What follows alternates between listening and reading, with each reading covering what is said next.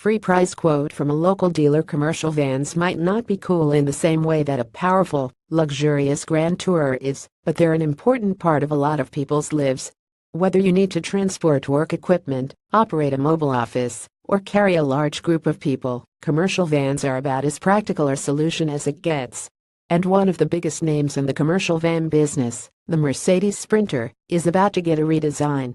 Mercedes released this teaser image today, giving us a good idea of what the next Sprinter will look like. As you can see, the biggest design changes are on the front end.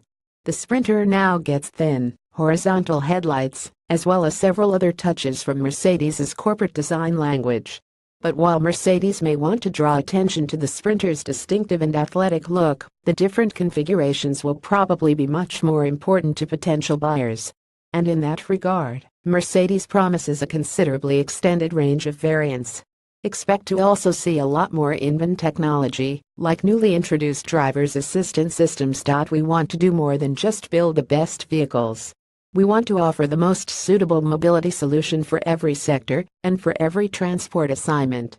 And that is precisely our focus with the upcoming Sprinter generation as an overall system solution, said Volker Mornenwood, head of Mercedes-Benz Vans.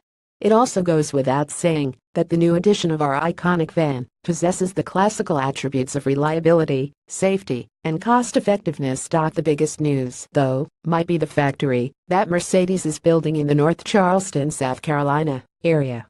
Instead of building U.S. Sprinters in Germany, partially disassembling them to avoid the import tariff, and then reassembling them once they're stateside, Mercedes will now be able to build Sprinters here in the good old US of A. Look for the redesigned Sprinter to go on sale in Europe early next year, with other markets getting it later in the year.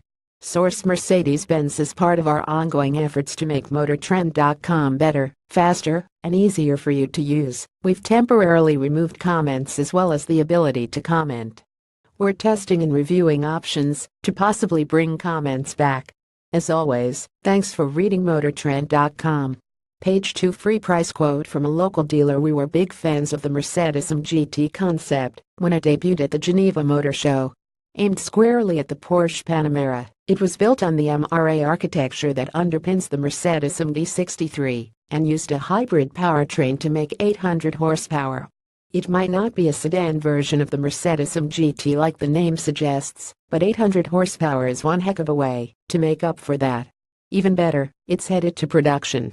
We've caught the GT4 out testing before, where it appeared to stick closely to the concept's design. Each time, though, Mercedes managed to hide the interior from us. But it looks like the third time's the charm, because we got a peek inside this time around. As you can see, compared to the photo below, Mercedes seems to be sticking with a relatively stock E-Class interior here. Sadly, the car shown on the screen isn't the production GT4. That would have been too convenient. Instead, it's the regular old E-Class. Currently, we expect the AMG GT4 to offer the E63's twin-turbo V8 with at least one performance hybrid option available. In concept form, the hybrid powertrain could launch the GT4 to 62 miles per hour in less than 3 seconds, according to Mercedes. If it makes it to production, that would make the GT4 one heck of a competitor for the already blindingly quick Porsche Panamera Turbo S hybrid. When the production GT4 finally does arrive, don't expect Mercedes to immediately kill off the CLS. From what we hear, it will soldier on with more of a focus on comfort and luxury. The GT4, meanwhile, will be all about performance. Photo source: Car Pics. As part of our ongoing efforts to make MotorTrend.com better, faster, and easier for you to use, we've temporarily removed comments as well as the ability to comment. We're testing and reviewing options to possibly bring comments back. As always, thanks for reading MotorTrend.com.